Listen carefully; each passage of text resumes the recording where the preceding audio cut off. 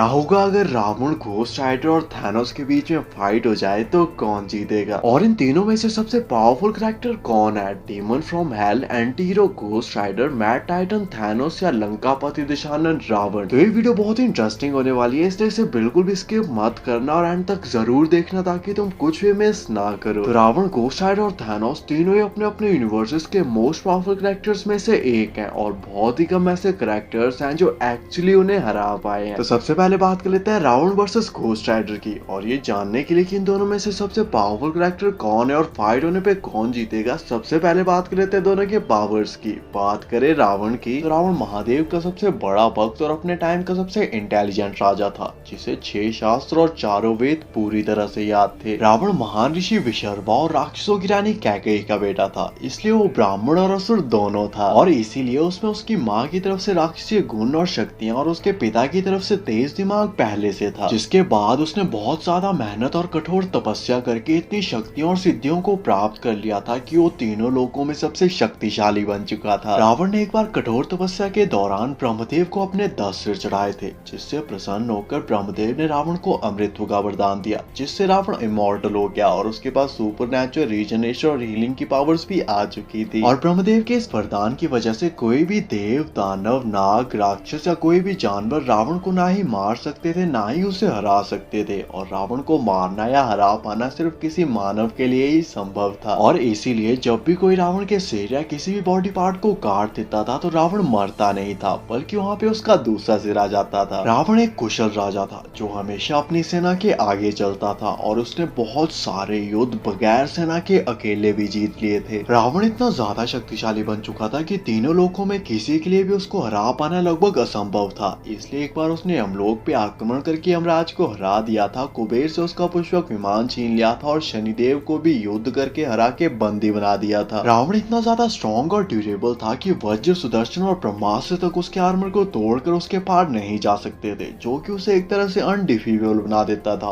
और इंद्रदेव और वरुण देव जैसे देवता सिर्फ उसका नाम सुनते ही वहां से डरकर भाग जाते थे। रावण की स्ट्रेंथ और रीजनरेशन का एग्जाम्पल हमें फाइनल फाइट में मिलता है, जहाँ पे उसने अपने सैकड़ों सिरों को दोबारा से रीग्रो किया था, लक्ष्मण और हनुमान जैसे योद्धाओं को हरा दिया था, और ब्रह्मा के तमसा अस्त्र से बानरों की आधे से ज्यादा सेना को एक ही बार में मार डाला था। रावण के पास इमेंसिव स्ट्रेंथ थी और वो कभी भी फाइट के दौरान अपने ओपोनेंट पे अपनी फुल स्ट्रेंथ का यूज नहीं करता था, क्योंकि उसे हमेशा डर लगा रहता था कि वो सब कुछ डिस्ट्रॉय कर देगा। साथ ही उसके पास superman strength, speed, stamina, durability और फ्लाई की भी पावर्स थी, जो कि एक ट्रेन्ड वॉरियर था और वो हर तरह के कॉम्बैट और वेपन्स को यूज करना जानता था। रावण डॉक्टर स्ट्रेंज की तरह अपने ओपोनेंट की मूव्स को प्रेडिक्ट कर सकता था, अपने बहुत सारे क्लोन्स बना सकता था, और एंटमैन की तरह अपने साइज को छोटा बड़ा भी कर सकता था, और उसकी हर एक वेपन सुपर डिस्ट्रक्टिव और मैजिकल होती थी, जो कि अर्थ या किसी भी प्लेनेट को एक ही अटैक में डिस्ट्रॉय कर सकता था। तो ये थी रावण की पावर्स, और रावण की पावर्स को जान लेने के बाद अब बात कर लेते हैं घोस्ट राइडर की और जानने की कोशिश करते हैं कि आखिर ये घोस्ट राइडर कितना पावरफुल है। तो बात करें घोस्ट राइडर की, तो घोस्ट राइडर एमसीयू का एक एंटी हीरो है, जिसका सिर और पूरी बॉडी हेलफायर से जलती रहती है। घोस्ट राइडर को उसकी पावर्स मिलती है ह्यूमन बॉडी और ज़राथोस के कॉम्बिनेशन से, जो कि एक डिमोनिक सोल है, जिसे लूसीफर ने हेल से निकाल दिया था, क्योंकि वो वहाँ पे बहुत सारी सोल्स को अब्सॉर्ब करके अपनी पावर्स बढ़ा रहा था, जिससे लूसीफर अपना काम ठीक से नहीं कर पा रहा था। घोस्ट राइडर कितना ज्यादा पावरफुल है और टाइम आने पर कितना ज्यादा डेंजरस हो सकता है, इसका आइडिया आप इस बात से लगा सकते हो कि खुद हेल का राजा लूसीफर उस पर अपनी मैजिकल पावर से नजर रखता है, क्योंकि लूसीफर का मानना है कि अगर घोस्ट राइडर ने अपने ऊपर से कंट्रोल खो दिया तो वो एक अल्टीमेट किलिंग मशीन बन जाएगा और ह्यूमैनिटी को कुछ ही घंटों में खत्म कर देगा। और लूसीफर बिल्कुल भी नहीं चाहता कि ऐसा हो,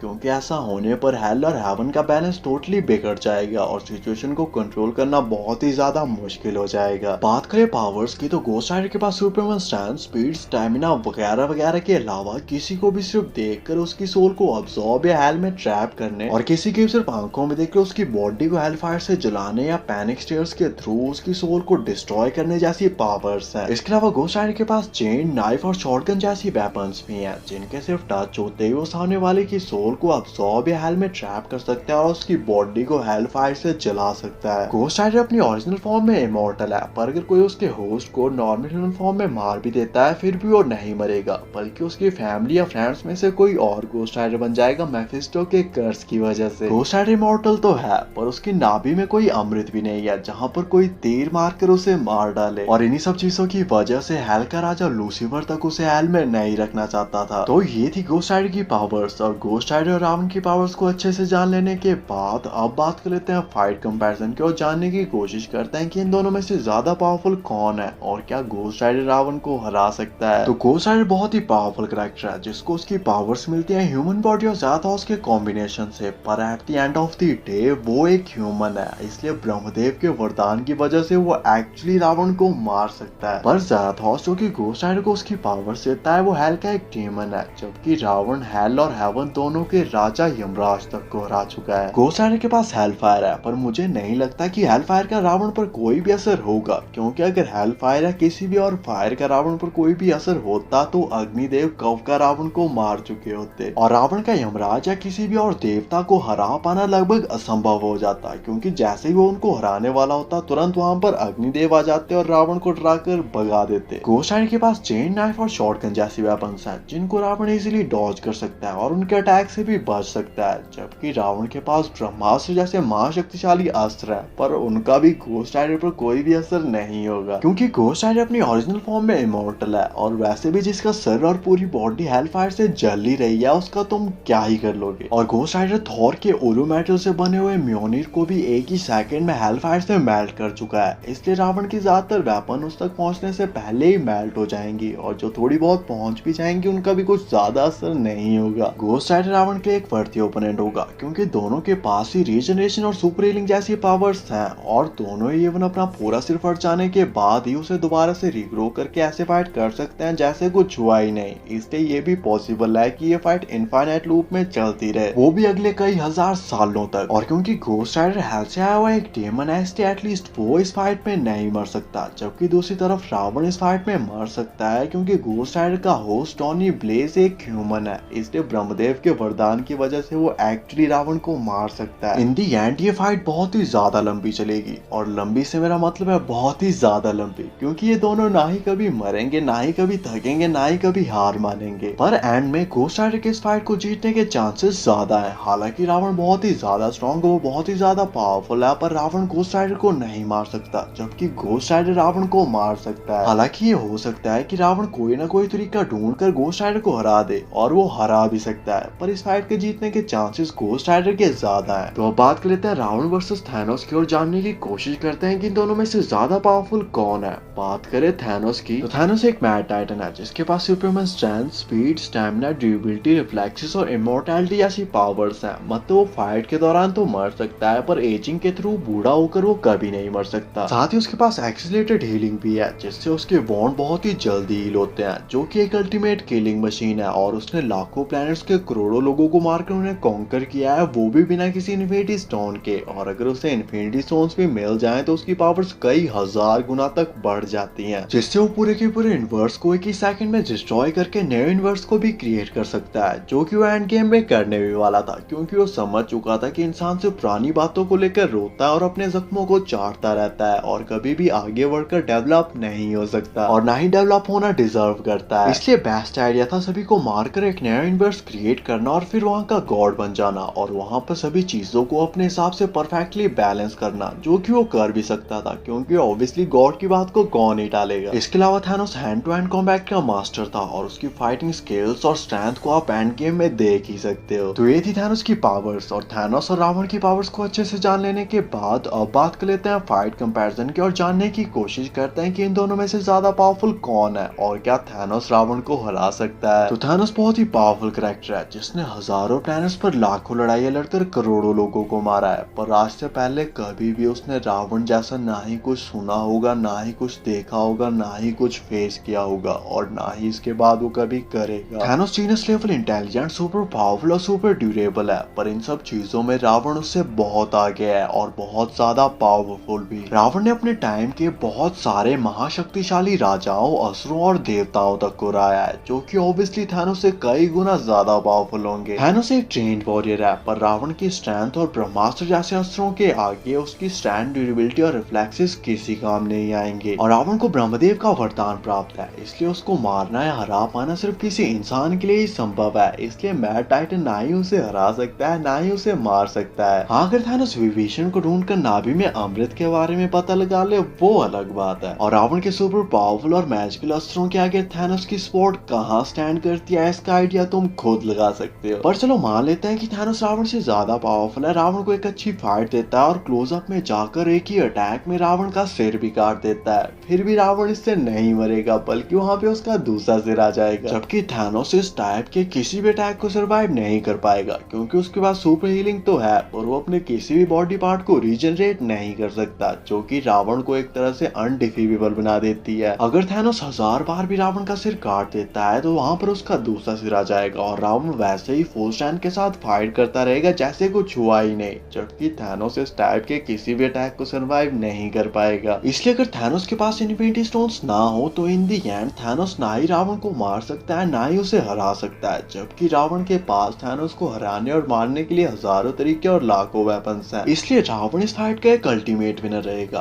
पर क्या होगा अगर थानोस के पास इन्फिनिटी स्टोन्स भी हो, तब भी क्या ये रिजल्ट सेम ही रहेंगे या इसमें कुछ चेंजेस आएंगे? तो वेल, इन्फिनिटी स्टोन्स के साथ थानोस की पावर्स 1000 गुना तक बढ़ जाती हैं और वो अब रियलिटी तक को चेंज कर सकता है, जिससे रावण के सारे अस्त्र थानोस तक पहुंचने से पहले ही फूल बन जाएंगे, जैसे डॉक्टर स्ट्रेंज के बने थे, जिसे तुम हमारी भाषा में चमत्कार भी बोल सकते हो। रावण वैसे तो बहुत ही पावरफुल कैरेक्टर है और तीनों लोगों में किसी के लिए भी उसको हरा पाना लगभग असंभव है, पर जहाँ पे बात चमत्कार की आ जाती है वहाँ पर कुछ भी कहना लगभग मुश्किल हो जाता है। इसलिए इन दी एंड अगर थानोस के पास इन्फिनिटी स्टोन्स भी हो तो थानोस जहाँ चाहे और जो चाहे वहाँ पर वही होगा। इससे शायद थानोस ब्रह्मदेव के वरदान तक को बदल सकता है या फिर उसमें कोई लूपहोल क्रिएट कर सकता है, जिससे वो इस फाइट का एक विनर बन सकता है। बाकी आपके हिसाब से इन्फिनिटी स्टोन्स वाले थानोस के साथ इस फाइट की और क्या पॉसिबिलिटी हो सकती है, और क्या हो अगर रावण को ये सभी इन्फिनिटी स्टोन्स दे दिए जाएं? कमेंट करके जरूर बताना। ऐसी अमेजिंग वीडियोस के लिए चैनल को सब्सक्राइब कर देना एंड थैंक्स फॉर वॉचिंग।